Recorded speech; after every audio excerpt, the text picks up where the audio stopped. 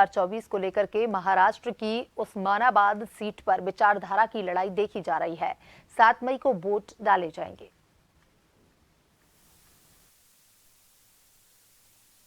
महाराष्ट्र की उस्मानाबाद लोकसभा सीट पर इस बार एक ही परिवार के लोग चुनावी मैदान में आमने सामने खड़े हैं। उस्मानाबाद की तरह बारामती में भी ननद भाभी में मुकाबला है।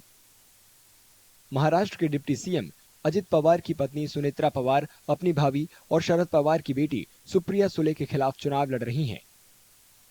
उस्मानाबाद में अजित पवार की एनसीपी ने तुलजापुर विधानसभा सीट से मौजूदा बीजेपी विधायक राणा जगजीत सिंह पाटिल की पत्नी अर्चना पाटिल को मैदान में उतारा है। अर्चना पाटिल का मुकाबला अपने पति के चचेरे भाई और मौजूदा सांसद शिवसेना के उद्धव ठाकरे गुट के उम्मीदवार ओम प्रकाश राजे निंबालकर से है। निंबालकर ने 2019 के आम चुनाव में संयुक्त शिवसेना के उम्मीदवार के तौर पर अर्चना पाटिल के पति को हराया था। अर्चना पाटिल के ससुर पद्म सिंह पाटिल उस्मानाबाद विधानसभा सीट से 8 बार विधायक रही हैं। शरद पवार के करीबी सहयोगी रहे पद्म सिंह पाटिल ने 2009 में एनसीपी के टिकट पर उस्मानाबाद लोकसभा सीट भी जीती थी। अब अर्चना पाटिल का दावा है कि उन्हें मिलने वाला हर वोट महिला सशक्तिकरण के लिए होगा। तो मैं समझती हूँ ये सभी महाराष्ट्र की महिलाओं का सम्मान महायुति ने किया है एक औरत को टिकट देके, और मेरे कॉन्स्टिट्यूएंसी में सभी औरतें बाहर आएंगी, कॉन्टेस्ट करेंगी। The ladies know that I have been doing something to make uplift their life और make some changes in their life, so they while I am contesting now they will come out in large numbers and vote for me. Om Prakash Nimbalkar ने कहा कि अगर अर्चना पाटिल को ticket देने के कारण महिला सशक्तिकरण था तो ये टिकट किसी सामान्य महिला को दी जानी चाहिए थी, न किसी राजनीतिक परिवार से जुड़ी किसी महिला को। अर्चना पाटिल पद्म सिंह पाटिल के परिवार से आती है। आप अगर यहाँ का हिस्ट्री देखेंगे तो 40 साल से वही इस कॉन्स्टिट्यूएंसी को रूल करते आए हैं। बहुत सालों से वो मंत्री भी रहे हैं, लेकिन 40 साल पद्म सिंह पाटिल मंत्री रहते हुए और उसके बाद उनके बेटे 5 साल मंत्री रहते हुए इस डिस्ट्रिक्ट को क्या मिला? तो 40 साल 45 साल से इस परिवार ने जो मंत्री बोल के रूल किया उसका फायदा किसको हुआ? डिस्ट्रिक्ट को हुआ या खुद पाटिल परिवार को हुआ?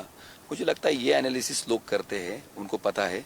और अगर नारी शक्ति को सम्मान ही देना है तो कोई कॉमन महिला को भी आप टिकट दे सकते थे।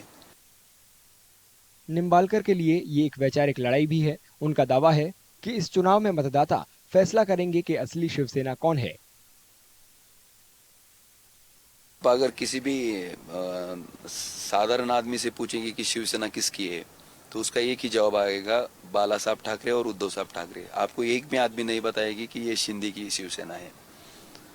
ये जिस प्रकार से पार्टी फोड़ी गई, छीनी गई, उसका चुनाव चिन्ह छीना गया, मुझे लगता है डेमोक्रेसी के लिए ये बहुत ही बड़ा खतरा है।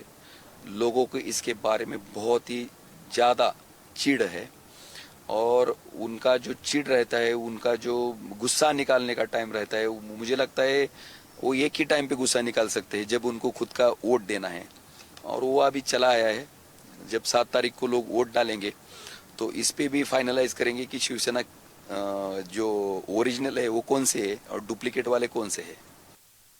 पिछले साल शिवसेना का टूटना एक ऐसा मुद्दा है जो मतदाताओं के जहन में अभी तक चल रहा है। ये महाराष्ट्र जो है उसका एक अलग कल्चर है इंडिया में। तो महाराष्ट्र में ये जो कल्चर लाया है बीजेपी ने, तो वो कल्चर यूथ को बहुत बिल्कुल पसंद नहीं आया। मतलब उनका जो एक आइडियोलॉजी है वो आइडियोलॉजी पे स्टिक नहीं रहे। और जिसको ये लोग जिनके ऊपर इल्जाम लगाया इन लोगों ने, उनको ही इन लोगों ने साथ में लिया। तो ये यूथ को ये पसंद नहीं है अभी। उस्मानाबाद में चुनाव के साथ साथ विचारधाराओं की लड़ाई लड़ी जा रही है।